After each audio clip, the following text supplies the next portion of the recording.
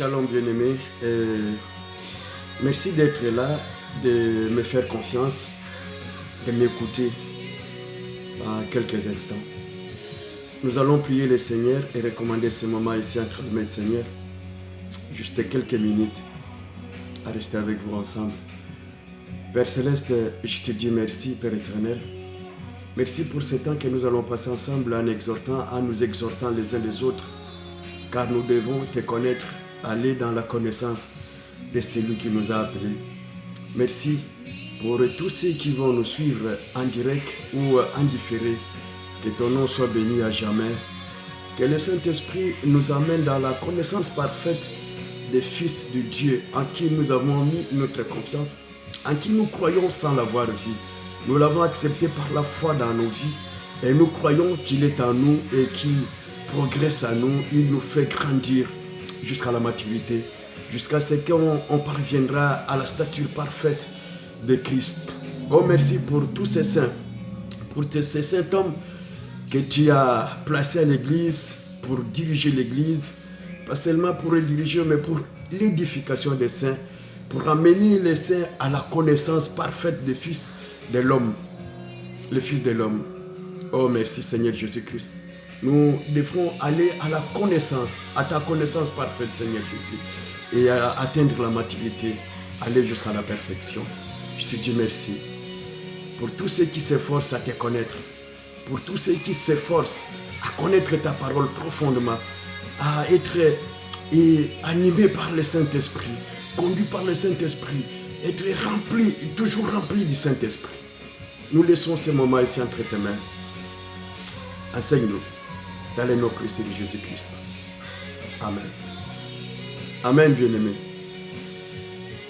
Oh, que le Seigneur te bénisse, toi qui as pris ce temps à nous écouter.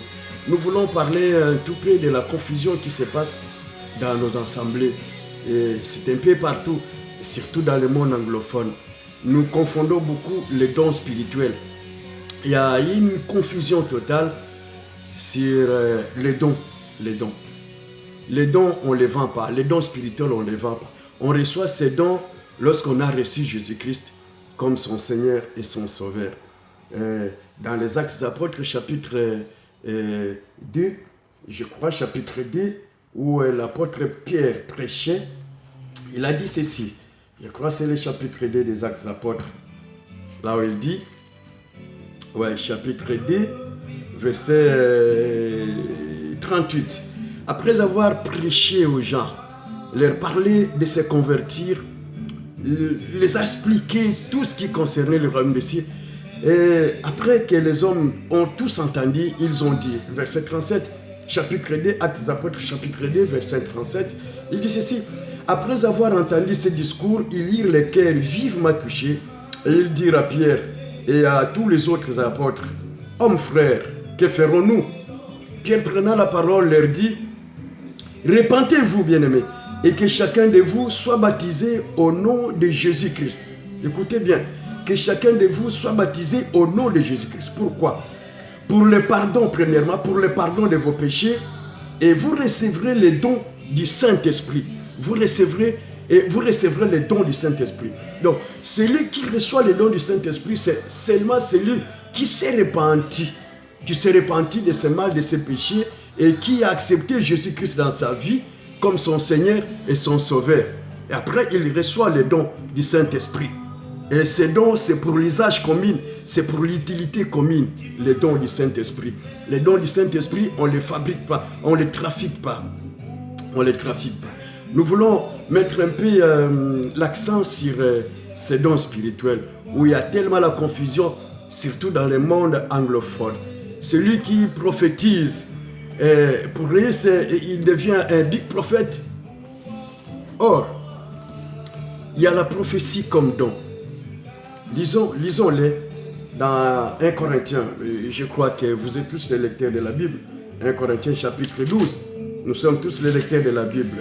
Efforçons de lire la Bible comme il faut pour qu'on ne soit pas dribblé par ces vendeurs de miracles, ces vendeurs des Écritures, ceux qui veulent se faire voir des big prophètes, des big apôtres et tous, des évêques principaux. Alors, soyons des lecteurs de la Bible, vérifions les Écritures à chaque moment et à chaque instant, même ce que je suis en train de vous dire. Vérifiez sur les Écritures. Essayez de voir sur les Écritures si c'est vrai ce que je suis en train de dire. Lisons dans le premier épître de Paul aux Corinthiens, dans son 12e chapitre. Commençons au verset 7. Or, à chacun la manifestation de l'Esprit est donnée pour l'utilité commune. En effet, à l'un est donné par l'Esprit une parole de sagesse, à un autre une parole de connaissance, à un autre une parole selon l'Esprit, le même Esprit. Une parole de connaissance selon le même Esprit. À un autre la foi par le même Esprit, à un autre le don de guérison par le même Esprit, et à un autre le don d'opérer des miracles, à un autre la prophétie, à un autre le discernement des esprits, à un autre la diversité des langues, et à un autre l'interprétation des langues. Un seul et même Esprit opère toutes ces choses, les distribuant à chacun en particulier comme il le veut. Je voudrais signaler par ici en disant qu'il y a 3 sortes de dons. Premièrement, le don de Dieu. Le don de Dieu, c'est Jésus-Christ. Car il est dit dans Jean chapitre 3, verset 16, que Dieu a tant aimé le monde qu'il a donné son Fils unique, afin que quiconque croit en lui ne périsse point, mais qu'il ait la vie éternelle. Ça, c'est Dieu qui donne son don. Le don de Dieu, c'est Christ. Il a donné Christ aux hommes pour que les hommes ne périssent point, pour que les hommes, en croyant en Jésus-Christ, qu'ils soient sauvés. Ça, c'est le don de Dieu. Et après, il y a le don de Christ. Le don de Christ, c'est Éphésiens chapitre 4. J'aime souvent ce chapitre d'Éphésiens. Éphésiens chapitre 4, où l'apôtre Paul donne avec exactitude les choses, explique les choses avec exactitude. Étant monté, il a emmené avec lui des captifs. Et il a pris ces captifs, il a fait don aux hommes, don à l'église. Ces captifs-là, ce sont des hommes qu'il a pris. Et il a donné à l'église comme des dons de Christ, des dons de Christ. Alors, parmi ces dons-là, il dit, il a fait les uns comme apôtres, les autres comme prophètes, ça c'est les dons. Comme prophète, ça c'est les dons de Christ. Comme prophète, comme évangéliste, comme docteur, comme pasteur. Voilà. C'est ça le don de Christ. Alors, lorsque les gens reçoivent, comme nous avons lu dans le livre des Actes des Apôtres, lorsqu'on reçoit Jésus-Christ dans sa vie, et lorsque Jésus-Christ devient ton Seigneur et Sauveur, lorsque tu le reçois, tu te repens de tes péchés, il te pardonne, alors tu reçois le don du Saint-Esprit qui a été promis pour tout le monde, tous ceux qui recevront Jésus-Christ. On reçoit les dons du Saint-Esprit. C'est ça les dons du Saint-Esprit qu'on est en train de parler ici. Alors il y a totalement une confusion entre les dons du Saint-Esprit et les dons de l'Esprit et les dons de Christ. Parlons un peu de ces dons du Saint-Esprit. Le Saint-Esprit donne ces dons dans la diversité. Plusieurs dons. Mais à l'utilité commune. Les dons du Saint-Esprit sont pour l'utilité commune. Frère, sont pour l'utilité commune. Ce n'est pas à trafiquer. Parce que tu as reçu les dons de prophétie, tu prophétises à l'église. C'est pour l'édification des saints lorsqu'on prophétise à l'église. Mais pas aller prophétiser dans un coin où tu vas appeler les gens. Les gens viendront te consulter à cause de ces dons de prophétie que tu as reçus. Non, c'est pour l'usage, l'utilité commune dans l'assemblée, pour l'édification des saints, pour l'édification de tous ceux qui sont dans l'assemblée. Lorsque tu prophétises, ça fait du bien. Au moins que cette prophétie aussi, je voudrais bien déterminer, ces dons est donné par le Saint-Esprit aux personnes qui ont reçu Jésus-Christ dans leur vie, qui ont reçu Jésus-Christ comme Seigneur et Sauveur. Pas des personnes qui ne se sont pas converties. Celui qui n'est pas converti, s'il exerce ce genre de dons, comme soi-disant des dons de prophétie, ne croyez pas, cela ne vient pas de Dieu, cela ne vient pas du Saint-Esprit. car les dons, c'est le Saint-Esprit qui donne. C'est le Saint-Esprit qui donne. Le Saint-Esprit les donne lorsqu'on s'est converti, on reçoit Jésus-Christ comme son Seigneur, on se répand de ses péchés, on se répand de tout mal et on croit en Jésus-Christ. Il nous purifie, il nous sanctifie et on reçoit les dons du Saint-Esprit parce que c'est la promesse. Alors ces dons ne peuvent jamais être trafiqués. On ne peut pas se servir de ces dons pour aller chercher l'argent de par-ci par-là. Et on ne peut même pas confondre ces dons de prophétie avec les dons de Christ.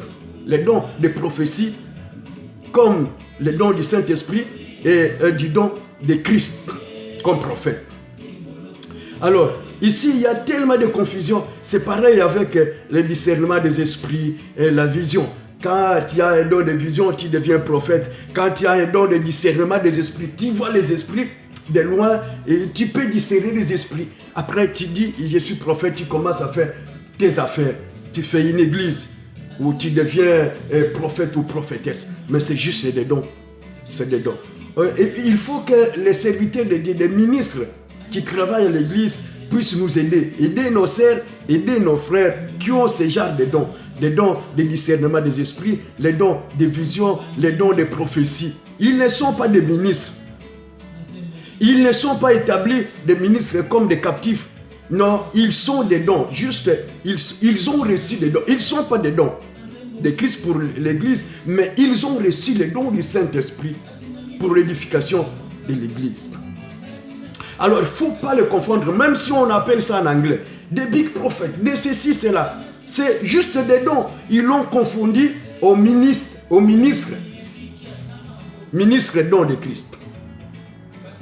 Cette confusion est tellement totale, à tel point on a trouvé trop de prophétesses, trop de prophètes dans des coins des églises. Et ils font la tête même avec les pasteurs. Et les pasteurs des églises ne parviennent plus à distinguer. Il faut qu'on soit vraiment enseigné. Gloire à Dieu pour tous ceux qui enseignent dans leurs églises concernant même ce genre de dons. Évitez ce genre de confusion.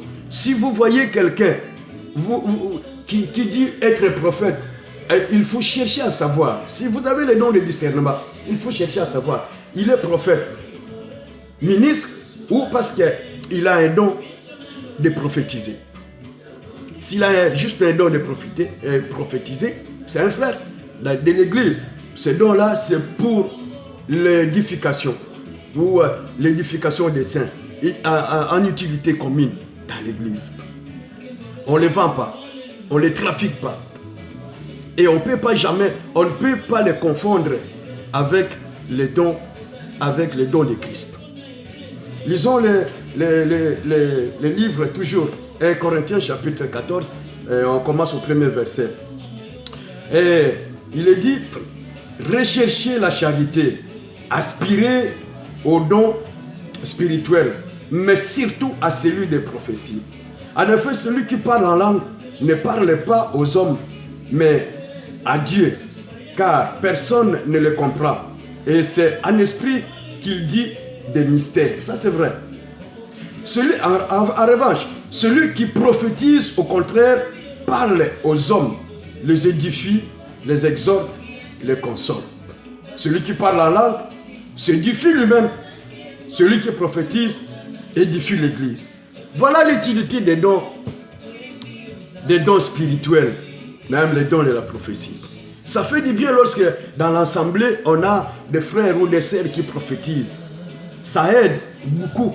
Et si on a aussi des frères et sœurs qui ont les dons de discernement, les dons de sagesse, les dons d'opérer des miracles, les dons de guérison, ça c'est pour l'utilité commune à l'église. S'il y a des malades, les frères qui ont des dons, des sœurs qui ont des dons de guérison, ils ne sont pas des ministres. Le pasteur n'a pas tout. Le pasteur n'a pas tout. À moins qu'il ait une grâce particulière. Le pasteur n'a pas tout. On a tous les dons, les dons différents, les différents dons. Et chacun utile, par un don, utile à l'église pour ceci ou pour cela.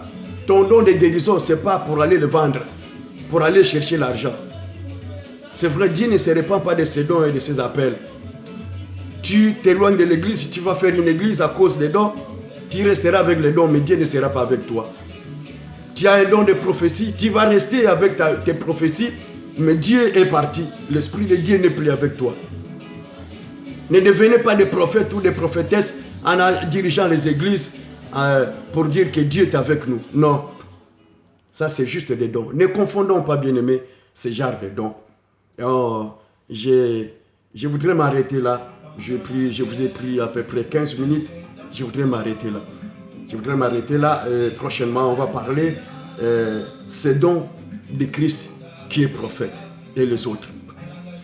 Que la grâce de Dieu vous accompagne. Que le Seigneur Jésus-Christ, par son Esprit Tout-Puissant, éclaire vos yeux. Enlève les écailles de vos yeux.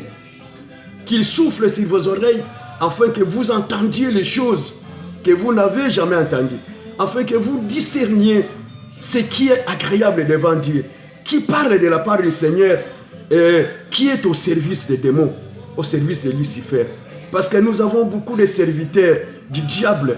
Les églises de Satan sont tellement nombreuses aujourd'hui qu'on n'arrive plus à discerner. Oh, frères bien-aimés, que le Seigneur nous aide tous à distinguer l'ivraie et les bleus qui croisent ensemble. À très bientôt. Soyez bénis au nom de Jésus-Christ.